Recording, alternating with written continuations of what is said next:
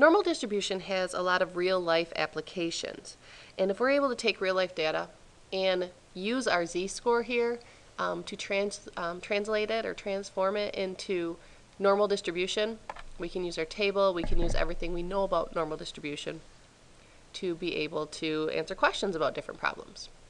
So just kind of looking here, we have our z-score here, our standard score. And as long as data is normally distributed or approximately normally distributed, we can use this formula to take data and change it into our standard normal distribution. So if you just look at this example here, let's say that we had a standardized test and it had a mean of 100. You can see here that our standard deviation is going to be 15. And that's all well and good. Remember, the 68% is going to lie between 85 and 115.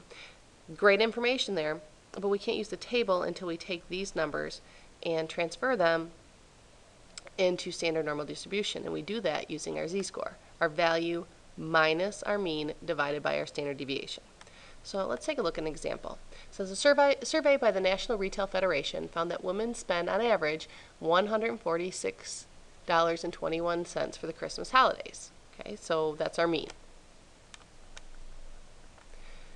Assume the standard deviation, tells us right here, is $29.44. Find the percentage of women who spend less than $160, and we have to assume that the variable is normally distributed. Well, remember, our normal curve here, our normal bell-shaped curve, that's like saying area. Okay, so if our standard deviation, if our mean is $146.21 and our standard deviation is $29.44 on either side, we can take these numbers right here and we can change them into z-scores. The way we do that, remember, is to take our value minus our mean and divided by the standard deviation. So in this case, we can take our value of 160. That's what we're trying to find, that percentage. And we can, since the area under the curve is 1, we can kind of correlate that to just whatever the number is. So we take 160 minus our mean of 146.21 and divide it by our standard deviation of 29.44. When you do that, you get an answer of 0.47. With the standard normal distribution, remember, our mean goes to 0. And our z-score then, if you draw a curve, this kind of helps you because we know how to read the table. Remember, the table is all the area from the left.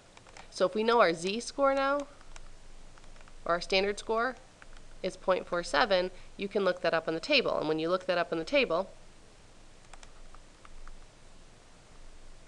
just how we've done in the past, you're going to get it's correlated to 0.06808. Actually,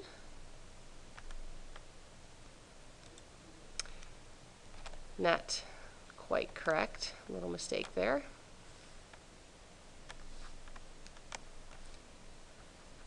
It's just 0.68. Zero's in front of the decimal point. Anyway, that number correlates to the z-score on our table, our standard normal distribution table. What does this mean? Well, if we turn it into a percentage, because it says find the percentage, that means that 68.08% spend less than $160 at Christmas. So real life numbers, using our z-score here, our standard score, changing them or translating them into standard normal distribution, we can use our table and we can find out percentages based on that real life data.